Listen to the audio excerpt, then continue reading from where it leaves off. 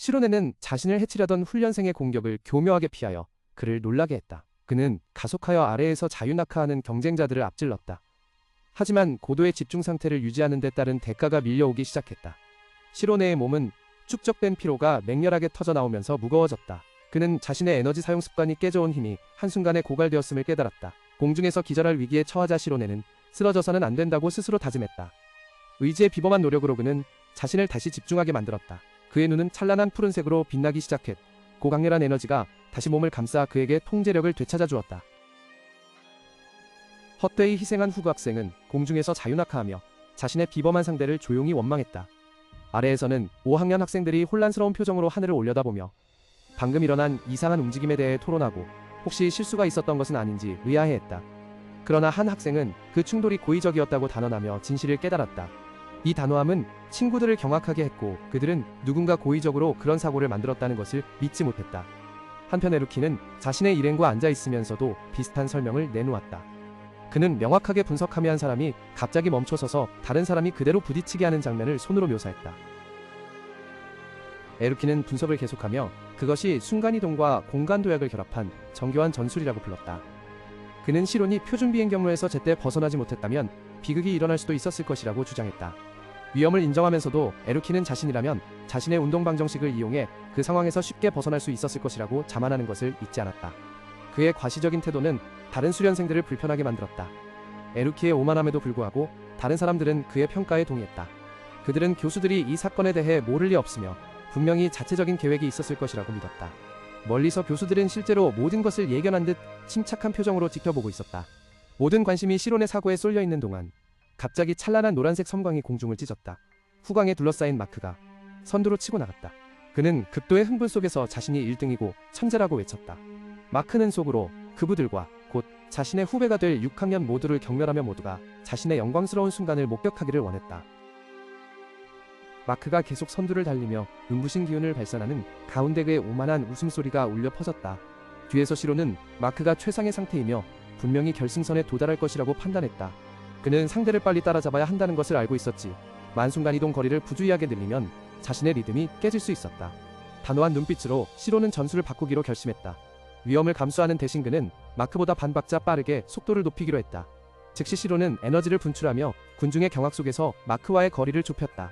아래에 있던 학생들은 환호했고 일부는 마크를 응원했고 다른 일부는 시론이 따라잡고 있다는 것을 믿을 수 없어 했다. 쌍안경으로 에이미는 걱정스럽게 지켜보고 있었다. 그녀는 시론의 건강 상태가 그렇게 마법을 남용하는 것을 허락하지 않는다는 것을 잘 알고 있었다. 갑자기 그녀의 표정이 굳어졌다. 에이미의 눈은 쌍안경을 통해 완전히 예상치 못한 무언가를 보았을 때 경악으로 커졌고 그녀는 충격을 금할 수 없었다. 선두에서 절벽에 가까워지던 마크는 갑자기 멈춰섰다. 그는 엄청난 속도로 떨어지는 이상한 물체를 보고 경악했다. 검은 채찍처럼 생긴 그 물체는 빠르게 마크를 감싸 공중으로 들어올렸다. 너무나 갑작스럽고 두려워 마크는 자신이 곧 죽을 것이라고 생각하며 패닉 상태로 비명을 지를 수밖에 없었다. 바로 그 순간 시론이 나타났다.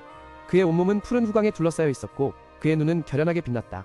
갑자기 시스템 알림이 전 지역에 울려 퍼졌는데 다리의 통과 불가능 메커니즘이 곧 활성화될 것이라는 경고였다. 이를 지켜보던 교수들과 수련생들은 이 뜻밖의 상황에 모두 경악했다. 시스템은 도전에 레벨 10이 부여되었음을 확인하는 알림을 계속했다. 얼굴에 상처에도 불구하고 시로는 굳건히 서 있었다. 그의 두 눈은 확고한 의지로 불타올랐고 마지막 장애물에 맞설 준비가 되어 있었다. 마크는 위험 수준이 갑자기 10단계로 올라간 것을 깨닫고 공황 상태에 빠져 소리쳤다. 관측 구역에서는 교수들도 예상치 못한 상황에 혼란스러워졌다. 시에나는 걱정스럽게 테드를 불렀고 테드는 즉시 엔진룸으로 가서 개입하기로 결정하고 황급히 자리를 떴다.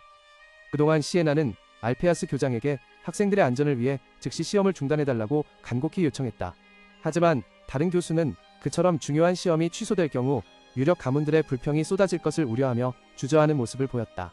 이 망설임을 들은 알페아스는 몹시 화를 냈다. 그는 결과에 대한 우려를 일축하고 즉시 시험 중단 신호를 보내라고 단호하게 명령했다. 교장의 결정이 내려지자마자 찬란한 황금빛 기둥이 하늘로 곧게 솟아올라 지역 전체에 신호를 보냈다. 시로는 여전히 경주에 몰두해 있다가 놀라서 신호를 올려다보았다.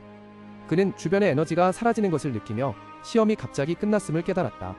한편 다른 곳에서는 세드 교수도 황금빛 기둥을 목격했다. 그는 즉시 이것이 시험 취소 신호임을 알아차리고 곧 쏟아질 불평들을 예상했다. 그러나 세드의 짜증은 곧 다른 사람에게로 향했다. 그는 시험의 중요성에 대해 지시를 받았음에도 불구하고 동료 브래드가 술에 취해 책임을 등한시했다고 생각하며 분노의 차거물로 성큼성큼 걸어갔다. 결연한 표정으로 세드는 문손잡이를 꽉 잡고 대치를 준비했다. 하지만 세드는 문이 잠겨있다는 것을 발견했다.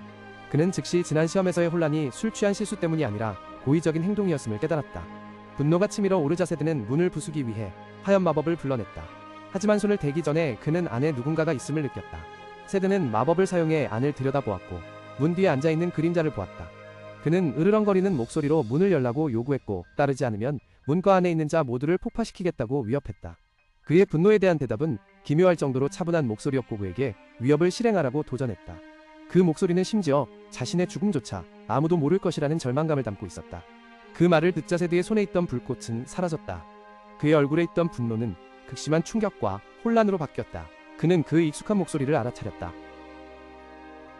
세드는 마침내 그 익숙한 목소리가 브래드의 목소리가 아니라는 것을 깨달았다. 그는 잠긴 방문 뒤에서 웅크리고 떨고 있는 사람이 마리아임을 확인하고 경악했다. 분노에 휩싸인 세드는 문을 세게 두드리며 그녀가 방금 저지른 행동의 심각성을 인지하고 있는지 추궁하고 즉시 문을 열라고 요구했다. 안에서 마리아는 모든 것이 끝났다고 생각하여 문을 열기를 거부하며 절망적으로 소리쳤다. 그녀는 눈물을 흘리며 마크가 승진하면 지옥 같은 삶을 다시 살아야 할 것이므로 그것과 지금 죽는 것 사이에 차이점을 느끼지 못한다고 고백했다. 마리아의 고통스러운 고백은 세드를 완전히 경악하게 만들었고 그의 분노는 사라지고 대신 충격이 밀려왔다. 더 이상 출구가 없다고 느낀 마리아는 그 미래에 직면하기보다는 스스로 목숨을 끊기로 결정했다. 그녀는 가슴을 움켜쥐었고 그녀의 몸에서 희미한 빛이 깜빡이기 시작했다. 긴장된 침묵의 순간 후세드는 뜻밖의 한숨을 쉬었다. 그는 자신이 이해했으며 그녀에게 하고 싶은 대로 하라고 말했다. 어두운 방 안에서 마리아는 웅크리고 앉아 있었고 눈물로 젖은 얼굴은 망연자실한 표정으로 가득했다. 밖에서는 타드가 조용히 서서 그녀에게 문을 열라고 강요하지 않겠다고 말했다. 그는 그녀의 소원이 현실이 되었고 시험이 공식적으로 중단되었다고 침착하게 알릴 뿐이었다.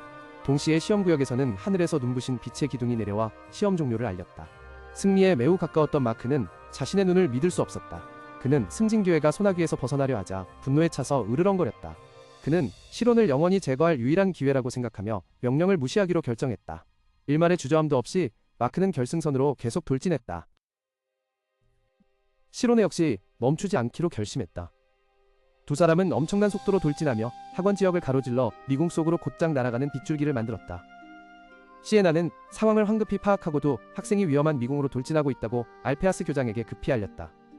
그녀는 그들의 무모함을 믿을 수 없다는 듯 공포에 질려 바라볼 수밖에 없었다. 옆에 서 있던 알페아스 교장 역시 분노를 감추지 못했다. 그는 두 학생의 어리석은 행동을 목격하며 분노로 얼굴을 찌푸렸고 주먹을 꽉 쥐었다. 그는 어리석은 아이들의 오만함에 대한 분노를 억누를 수 없었다.